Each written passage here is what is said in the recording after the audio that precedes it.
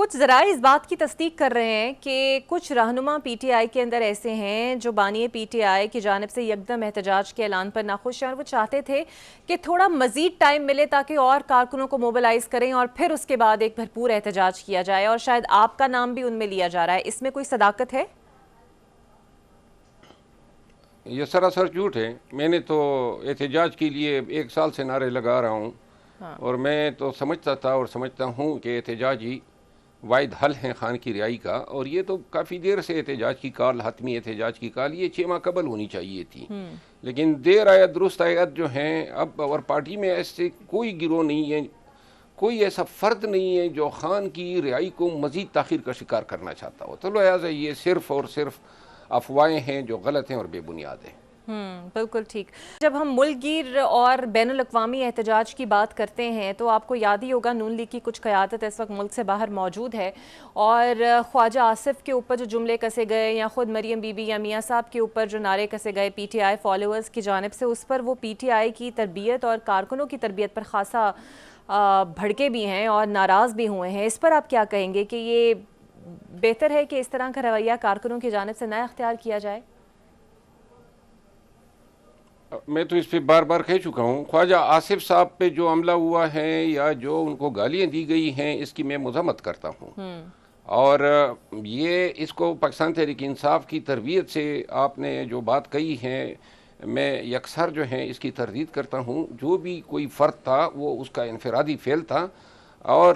میرا خیال ہے کہ سیاست میں اتنی بھی ناشائستگی نہیں ہونی چاہیے کہ اس عمر کے شخص کو پبلکلی اس طرح کیمرے کے سامنے گالیاں دی جائے یا ان پہ اٹیک کیا جائے،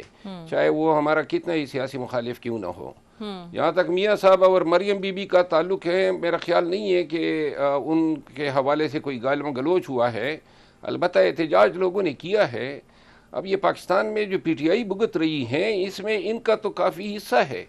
اور ان کے حوالے سے اگر پی ٹی آئی کوئی شائستگی سے احتجاج کرتی ہیں تو اس میں کوئی مذائقہ نہیں ہے۔ بالکل ٹھیک ہے۔ اچھا سر، اس احتجاج میں حماد اظہر، اسلم اقبال، مراد سعید سمیت وہ رہنما جو کافی عرصے سے رپوش ہیں وہ شامل ہوں گے؟ بقول آپ کی یہ فائنل کال ہے، تو اگر یہ فائنل کال میں اگر یہ رپوش رہنما منظر عام پر نہ آئے تو کیا صرف وہ وزارتوں کو بچانے کے لیے ہی تھے؟ میرا خیال ہے کہ جس حکومت اور جن اداروں اور جن کارندوں سے ہمارا واسطہ اور پالا پڑا ہے، ان سے یہ بعید نہیں ہے کہ جو 3 پی ٹی آئی کے لیڈرز کے نام آپ نے لیے ان کو کوئی جانی نقصان ملے، تو لہٰذا میرا خیال نہیں ہے کہ اس سٹیج پہ ان لوگوں کو آگے آنے کا کہا جائے گا۔ اچھا۔ اور اس وجہ سے ہم نہیں چاہتے ہیں کہ یہ جو لیڈرز ہیں یہ کوئی تشدد یا کوئی انتہائی پیچیدہ یا سنجیدہ صورتحال سے ان کو گزرنا پڑے، جو ماضی میں اور حال تاحال جو پی ٹی آئی کے ساتھ رویہ جاری ہے۔ تو میرا خیال یہ ہے، کبھی امید یہ ہے کہ یہ لیڈرز جو ہیں منظر عام پہ نہیں آئیں گے۔ بالکل صحیح۔ افضل مروت صاحب، آپ بھی جانتے ہیں، ایک مشہور کہانی سے واقف ہوں گے، شیر آیا شیر آیا۔ اب صورتحال کچھ یہ ہے کہ کئی دفعہ احتجاج کی کال دے دی جاتی ہے، جلسہ کر لیا جاتا ہے، لیکن پھر اگلے اس کے اوپر تاریخ کے اوپر بات ڈال دی جاتی ہے، یعنی تاریخ پہ تاریخ دے دی جاتی ہے۔ آپ کو نہیں لگتا یہ بات پی ٹی آئی ورکرز کا مورال ڈاؤن کرتی ہے؟ شیر آیا کا محاورہ تو تبھی درست ہوتا کہ اس سے پہلے کبھی ہم نے کہا ہو کہ یہ حتمی احتجاج ہیں یا فائنل ہیں، یا اس کے لیے جو ہیں پوری طرح تیار ہو کے نکلنا ہے، اور جو بھی پیش آئے گا بھگتیں گے۔ پہلے تو ہم نے جلسے کیے ہیں، ماں سوائے لاسٹ ڈی چوک کے احتجاج کے، باقی تو جتنے بھی ہیں وہ تو صرف 1 روزہ جلسے ہوا کرتے تھے، اور ڈی چوک میں احتجاج تھا جو